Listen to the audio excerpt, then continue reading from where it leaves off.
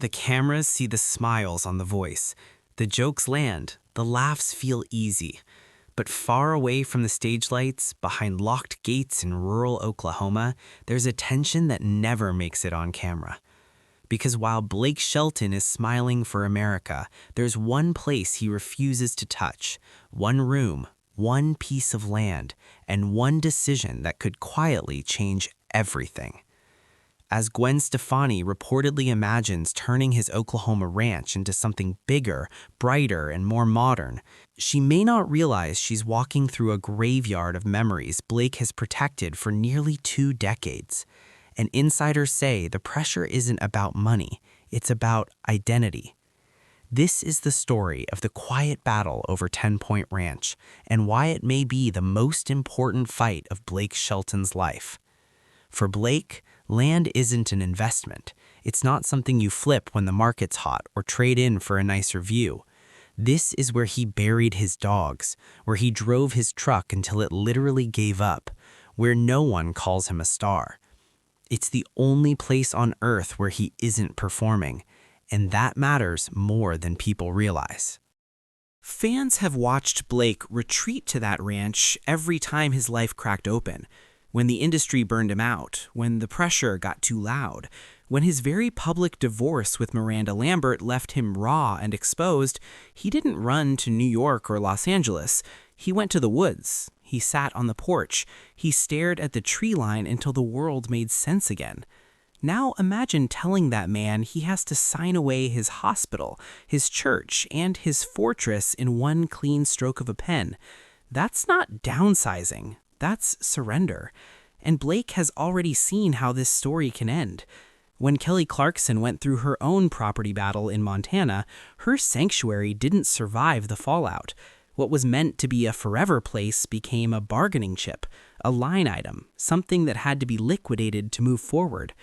Reports suggest Blake watched that unfold and took notes, because once you sell the dirt, you lose the grounding, and for a country artist, that loss cuts deeper than any bad headline. That fear is why Blake is digging his heels in, and it's not just about acreage or deer stands. There are rooms in that house he refuses to change, corners that can't be packed into boxes and shipped to California. There's a trophy room tied to trips he took with his father, a spot near the water where he feels close to his brother, who passed away far too young. Memories baked into the walls, floorboards that creak in a way that feels familiar, not broken. You can't put a price tag on ghosts, and you can't explain to a contractor why one ugly wall matters more than $1 million upgrade. That's where the clash really begins. Because Gwen Stefani's life is built on reinvention. She thrives on evolution, new sounds, new looks, new chapters.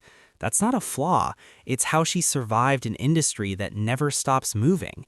But reinvention doesn't always mix well with roots. She looks at a room and sees potential, something cleaner, something brighter, something that fits the image they've built together. Blake looks at that same room and sees 2005, beer stains from a night with a friend who isn't around anymore, wallpaper that's objectively outdated but emotionally priceless. When she suggests updating or even spending more time closer to California, she may hear progress. Blake hears erasure.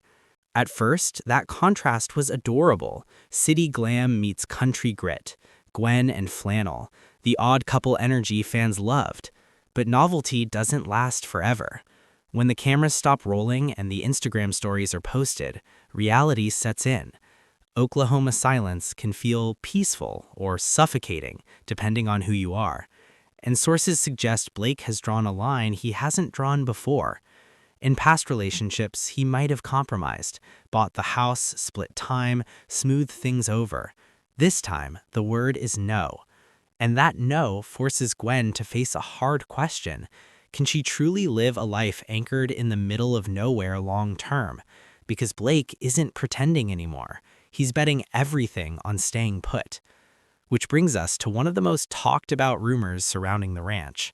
Allegedly, there's a detached building on the property that belongs entirely to Blake.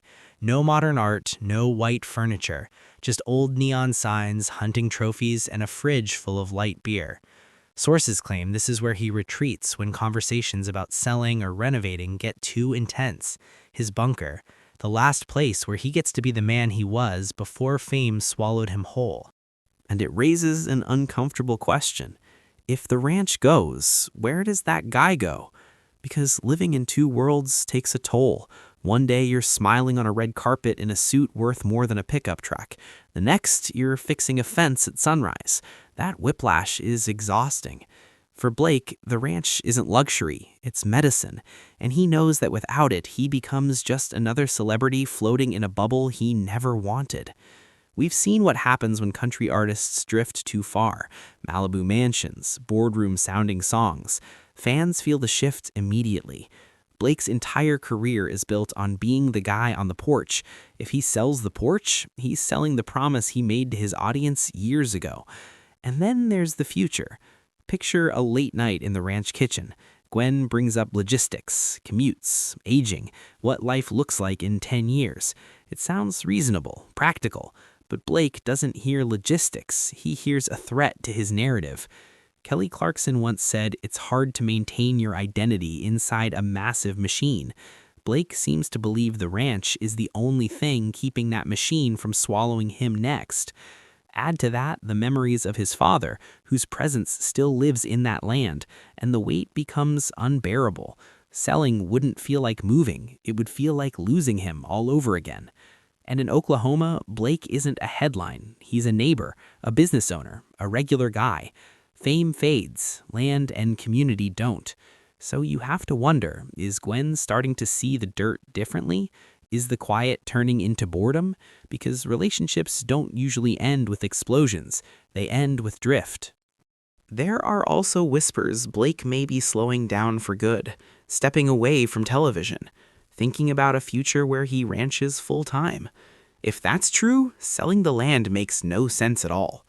But Gwen is still accelerating, touring, creating, building.